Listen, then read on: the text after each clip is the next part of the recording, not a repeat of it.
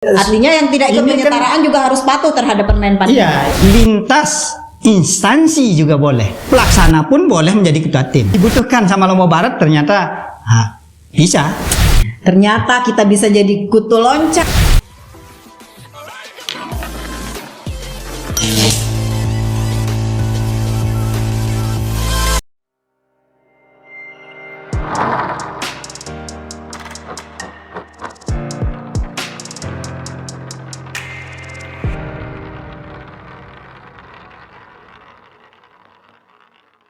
Assalamualaikum warahmatullahi wabarakatuh, Sobat ASN dimanapun berada. Senang sekali hari ini kita jumpa lagi dalam ngaji ngupas ASN jelajah regulasi.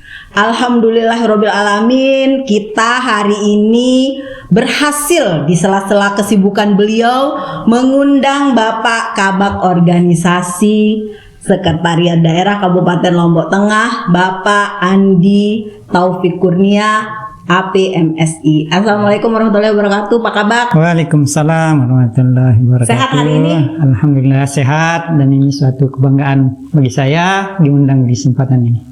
Yes, kehormatan pemirsa. Baik, pada hari ini topik kita akan membahas hal yang cukup menarik ya Sobat ASN. Kita akan membahas tentang Permen PAN 7. Permen PAN 7 ini mengatur tentang sistem kerja ya Pak Kabak. Pasca penyederhanaan birokrasi, kita tahu bahwa penyederhanaan birokrasi telah bergulir sejak 2020 ya Pak Kabak. 2010 sebenarnya. Oh, 2010. Nah, tetapi baru kemudian dieksekusi dengan penyetaraan jabatan, pelantikan jabatan fungsional penyetaraannya di akhir 2020 untuk pusat, 2021 untuk Pemda. Nah, jadi Sobat ASN, tentu hal ini sangat menarik buat kita ya, Permen PAN 7. Jadi ada perubahan sistem kerja untuk pemerintah daerah. Boleh diceritain Pak Kabak, apa sih ruang lingkup Permen PAN 7? Apa saja yang dibahas di sana? Baik. Terima kasih Bu Anggun. Untuk Permen PAN 7 sebenarnya ini terkait dengan rangkaian dari reformasi birokrasi. Reformasi birokrasi kan untuk perbaikan tata laksana, sehingga oleh pusat, kebijakan pusat itu memang untuk efisiensikan dan mengefektifkan semua rangkaian kegiatan, sehingga perlu penyederhanaan birokrasi. Penyederhanaan birokrasi merupakan bagian dari reformasi birokrasi. Ya, jadi penyederhanaan birokrasi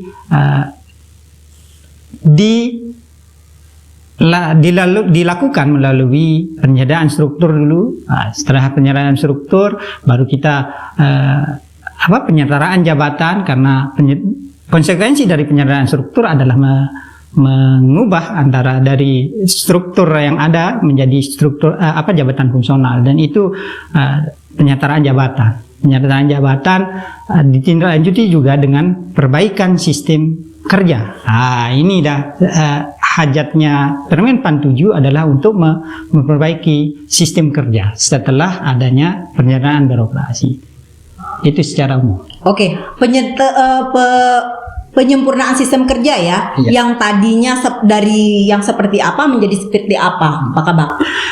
Jadi begini, penyederhanaan birokrasi yang diikuti dengan perbaikan struktur kan merubah mindset dari hierarki, model struktural menjadi budaya yang inovatif. Jadi di situ dengan Permen PAN 7, pejabat fungsional terutama hasil penyetaraan dia paham. Jadi ini kebanyakan kita masih dia sudah diubah menjadi fungsional, tapi masih merasa dia struktural. Jadi mindsetnya ini ya. Dengan Permen PAN 7 diharapkan mindsetnya berubah. Jadi budaya inovatif itu lebih dimunculkan.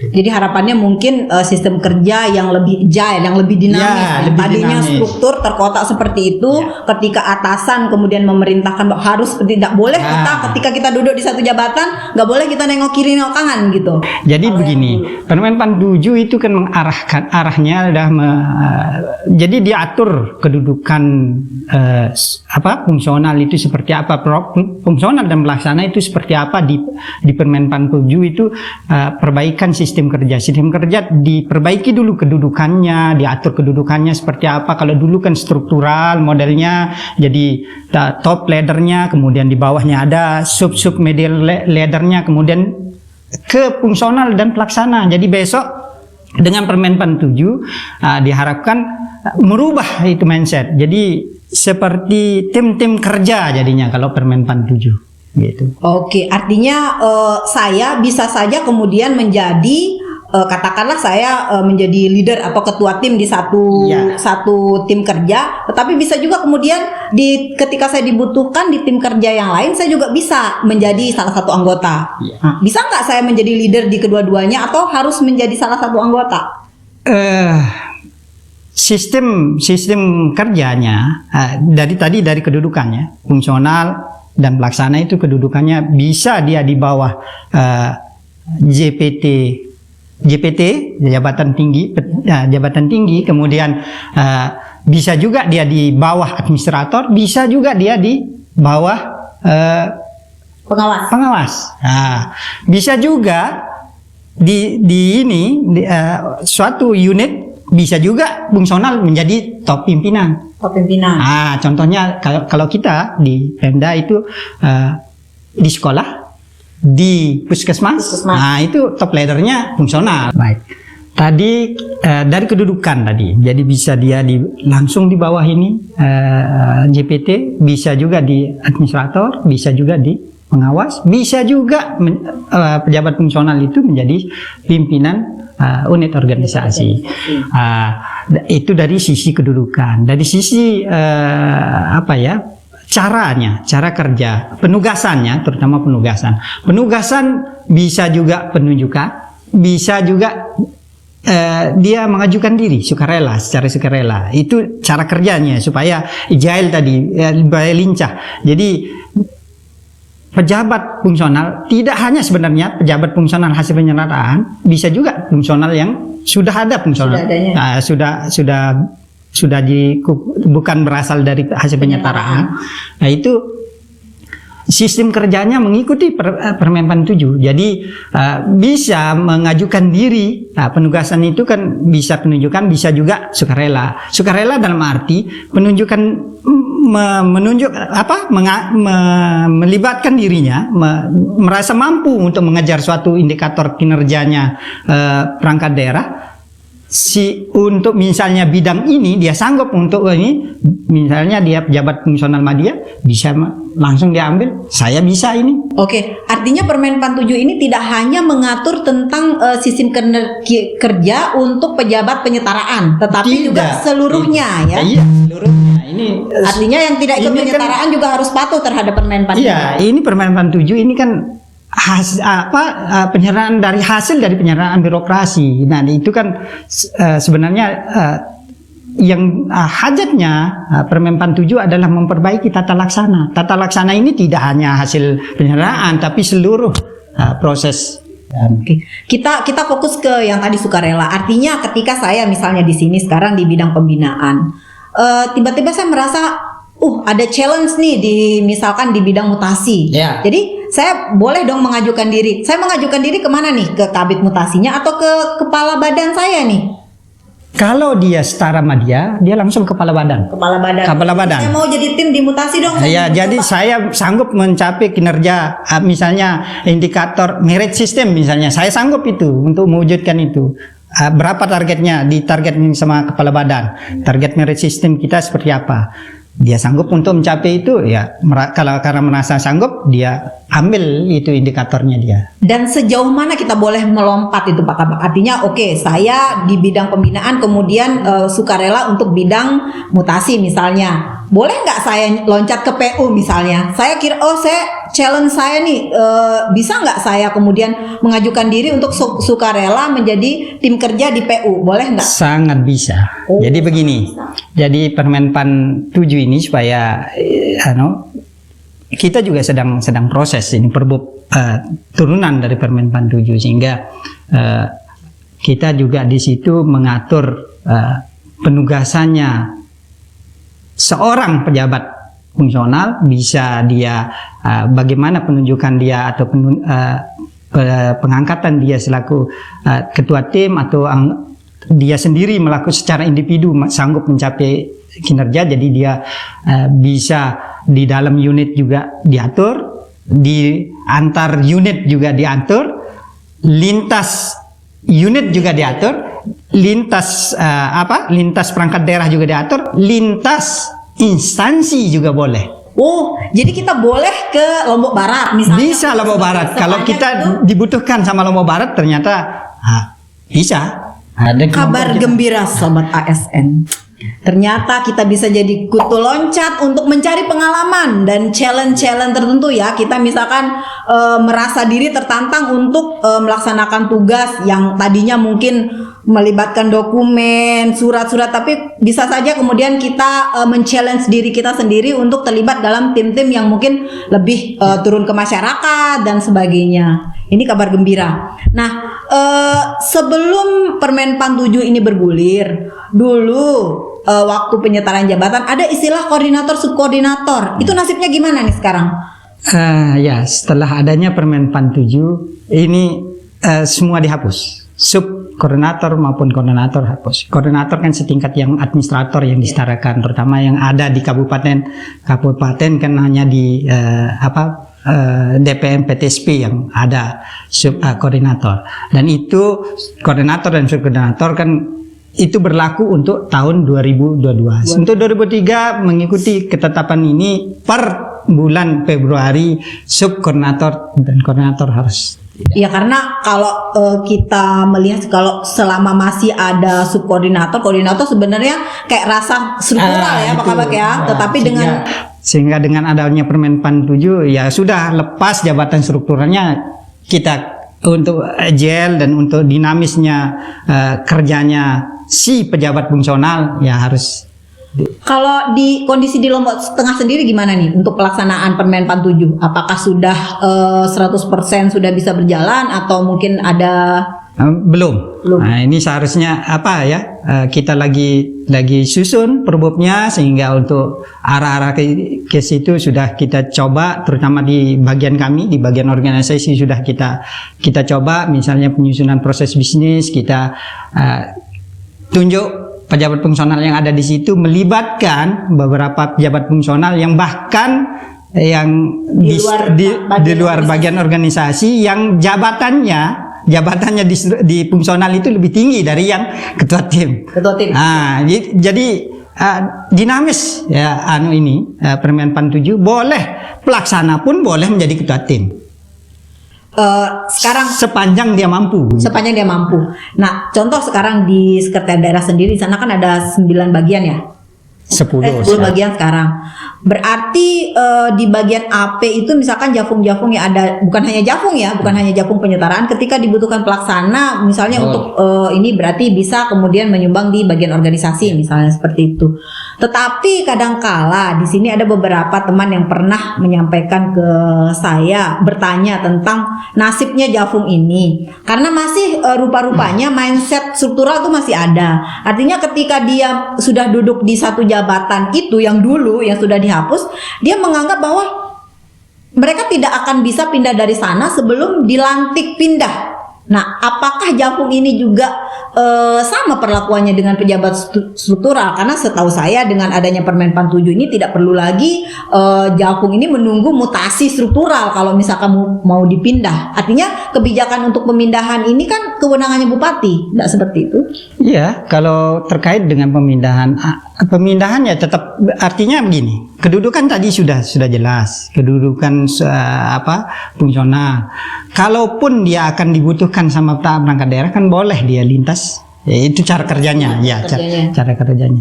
Terkait dengan kalau terkait dengan nama jabatannya atau dia merasa tidak cocok dengan jabatannya, dengan keluarnya Permenpan 1 sebenarnya dia boleh, kalau dia satu rumpun tanpa izin instansinya, dia boleh ditetapkan langsung pemberitahuan saja ke instansi pembina, Pak Bupati lantik nama jabatan fungsional baru. Gitu. Nah, itu angin segar lagi nih.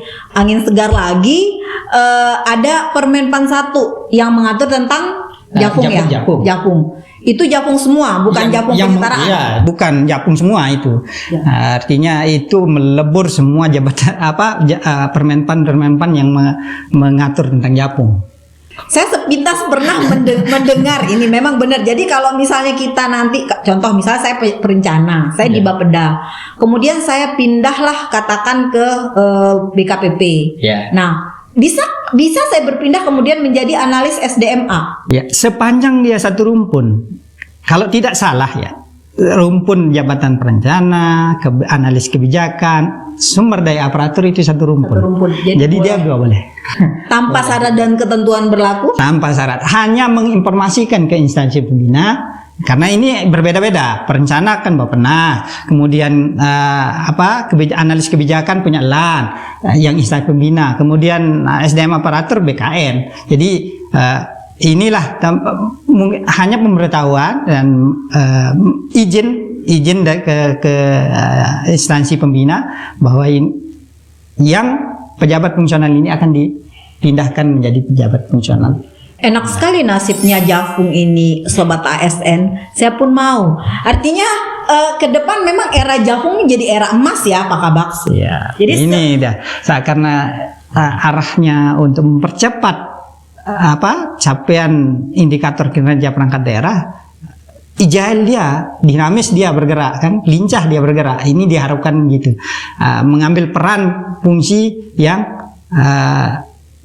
diberi keluasan untuk fungsional, untuk menginformasi diri, mengembangkan diri, kemudian mencari inovasi-inovasi terbaru. Kalau seperti itu, alangkah bahagianya mereka bisa katakanlah pindah ke sini, pindah ke sini. Terus bagaimana dengan penilaian kinerjanya, angka kreditnya yang tadi dari perencana kemudian ke analis SDMA, itu gimana? Ini yang belum dituangkan dalam kinerja secara detail turunan dari Permenpan 1. Memang ada di SE BKN yang terkait dengan turunan dari Permenpan 6 terkait dengan penilaian kinerja SKP, kemudian diturunkan sama SE BKN nomor 1, kemudian ada SE BKN yang terbaru juga nomor 3, itu terkait dengan penilaian kinerja, dan itu mungkin yang perlu kita dalami lagi supaya mereka tidak terhambat karirnya gitu. Perlu kita dalamin lagi seperti apa sih Permenpan 6, kemudian sandingan-sandingan dengan SE BKN.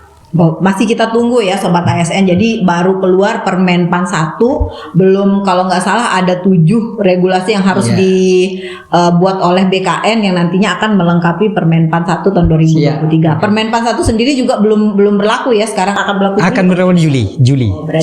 Masih kita bisa tunggu sama-sama. Nah, ada titipan pertanyaan nih Pak Kabak dari teman-teman yang masih bingung dengan sistem kerja baru ini. Contoh kasus misalnya di sini di bidang pembinaan dulu ada 3 kasubit kasih di sini. Nah, jadi orang-orang teman-teman ini beranggapan bahwa Japung mudanya di sini tuh harus 3 juga.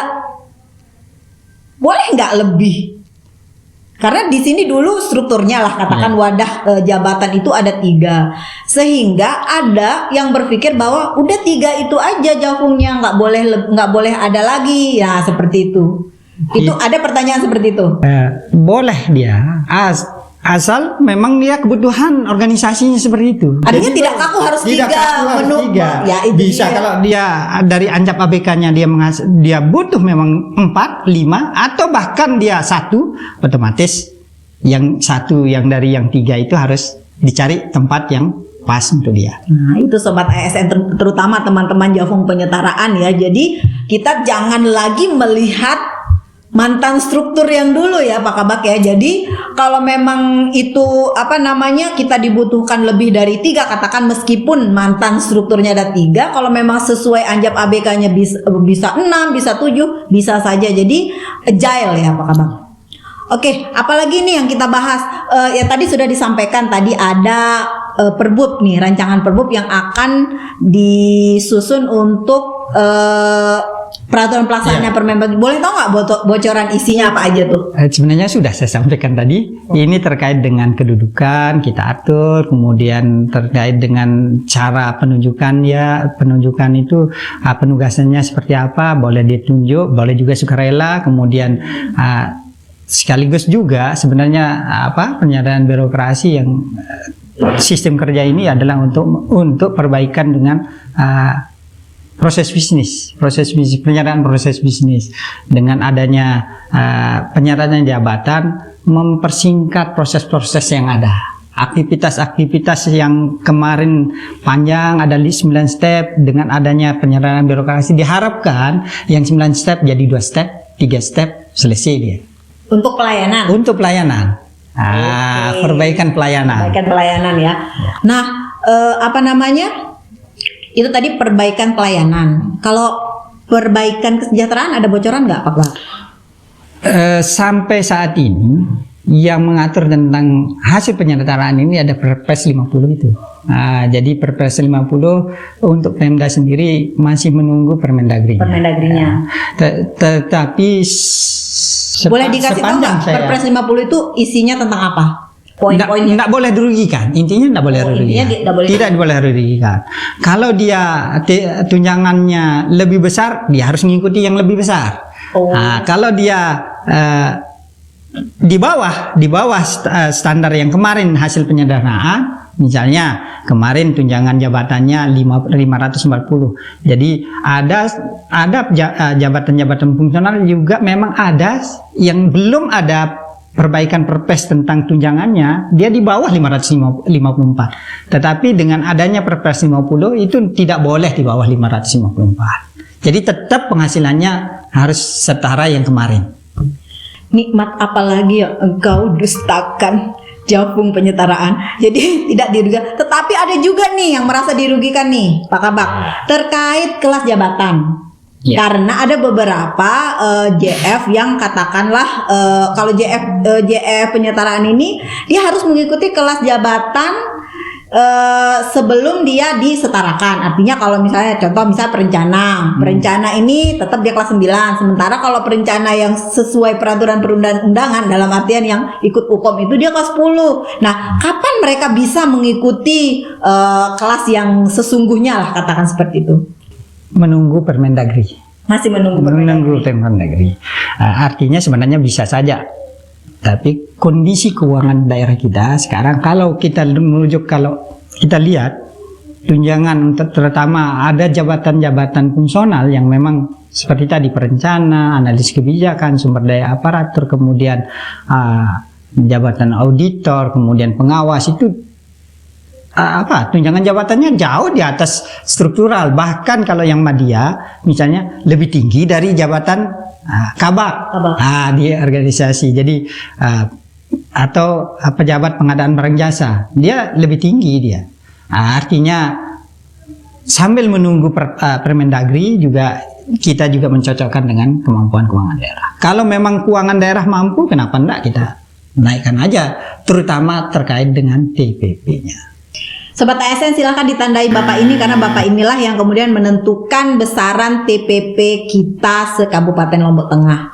Nah, tapi kita terkait TPP nanti dulu ya Pak Kabak. Sekarang kita kembali ke mekanisme kerja berdasarkan Permenpan 7. Tadi sudah disampaikan bahwa kita kemudian bisa bekerja juga di unit lain atau bahkan ke instansi lain, baik diperintahkan sesuai kebutuhan ataupun juga dengan sukarela. Nah, untuk itu gimana nih penilaian kinerja untuk saya yang saya kerja di mana-mana nih double gitu? Untuk penilaian kinerja, apakah saya mendapatkan tunjangan lebih atau bagaimana? di SKP kalau yang itu terkait dengan SKP penilaian kinerja. Jadi apa ya? Kalau yang kita atur nanti di Perbub ya, kita atur di Perbub itu bagaimana dia. Kalau dia dalam unitnya antar lintas unit, antar lintas instansi itu seperti apa, kemudian bagaimana penunjukannya. Kalau dia lintas instansi tidak boleh dia sukarela. Nggak boleh dia sukarela. Jadi instansi ya pemohon dia harus bersurat kepada minimal sekda selaku pejabat yang berwenang.